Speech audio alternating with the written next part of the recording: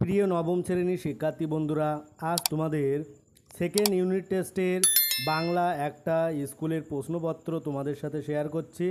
এটা একটা সংস্থা দ্বারা পরিচালিত প্রশ্নপত্র। বিস্তারিত না বলে সরাসরি আমি প্রশ্নপত্রে যাচ্ছি। এক, বাঙালির সর্বশ্রেষ্ঠ সাহিত্য সৃষ্টি হলো পদাবলী কীর্তন। দুই, তিনি আমেরিকায় আমার বিশেষ উপকারী বন্ধু ছিলেন, তিনি হলেন মিসেস বুল। তিন, কামরাঙা লাল মেঘ যেন মৃত মনিয়ার মতো কোথায় ডুবে গেছে, গঙ্গাসাগরের ঢেউয়ে।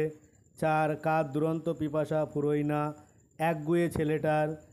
পাঁচ, পক্ষীবিজ্ঞানের কনফারেন্স যে শহরে হয়েছিল, সান্তিয়াগো, চিলির। ছয়, স্বাগত শব্দের সন্ধিবিচ্ছেদ সুযুক্ত আগত। যারা আমার চ্যানেলে নতুন তারা চ্যানেলটি অবশ্যই সাবস্ক্রাইব করো যাতে পরের ভিডিও সবার আগে পেতে পারো। আর যারা চ্যানেলটি সাবস্ক্রাইব করেছে তাদেরকে অনেক অনেক ধন্যবাদ। সাত, বৃষ্টি পড়ে টাপুর টুপুর নদে এলো বান। টাপুর টুপুর হলো উত্তর ধনাত্মক বিশেষণ। আট, নিচের স্পেনীয় শব্দটি হলো, এটা সম্ভবত স্পুটনিক, এটাই হওয়ার সম্ভাবনা, কিন্তু বাকিগুলো হবে না। এরপরে আসবো দুইয়ের দাগ, কম বেশি 15টি শব্দের শব্দগুলি উত্তর লেখো, যে কোনো 7টি। 1 নম্বরের। দুইয়ের এক, ভয়ে হোক বা ঘৃণাতেই হোক তারা শ্বেতাঙ্গদের এড়িয়ে চলে, তারা কারা? তারা হলো এদেশীয় অর্থাৎ ভারতীয়রা। দুই, ইনকলাব শব্দটি কে বাংলায় ঢুকিয়েছেন? কাজী নজরুল ইসলাম। তিন, কবির চোখের ওপর মুখের ওপর কী ভাসে? অজস্র চুলের চুমা।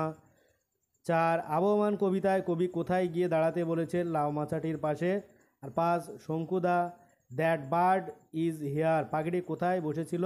অ্যাকুসিয়া গাছের একদম সবচেয়ে উঁচু ডালে গিয়ে বসেছিল। তারপরে ছয়ের দাগ, তুমি থাকো আমি খেয়ে আসছি, বক্তা কাকে উদ্দেশ্য করে একথা বলেছিল? এগুলো তোমরা একটু দেখে নাও। সাতের দাগ, তৎসম শব্দ বলতে কী বোঝো? এগুলো অবশ্যই তোমাদের করিয়েছি, যে মডেল প্রশ্নগুলো দিয়েছিলাম ওখানে অবশ্যই আছে, তোমরা দেখে নাও। আটের দাগ, সামীপ্যবাচক নির্দেশক সর্বনাম পদকে বাক্যে প্রয়োগ করো। আর 9 দাগ, ওরে গৃহবাসী খোলদার খোল, ওরে পদটি কী জাতীয় অব্যয়? এগুলো তোমরা প্র্যাকটিস করো যাদের এখনও পরীক্ষা হয়নি, আর যারা পরীক্ষা হয়েছে দ্রুত মিলিয়ে নাও, কিন্তু ফাইনালেও এই প্রশ্নগুলো আসতে পারে। তিনের দাগ, 3 নম্বরে একটা লিখতে হবে। এক, সংস্কৃত ভাষা আত্মনির্ভরশীল।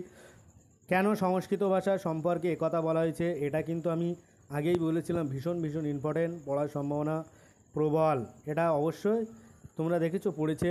দুইয়ের দাগ, রাধারানীর বিবাহ দিতে পারল না, রাধারানীর বিবাহ দিতে না পারার কারণ বিশ্লেষণ করো। দেখো প্রত্যেকটা প্রশ্ন ইম্পর্টেন্ট।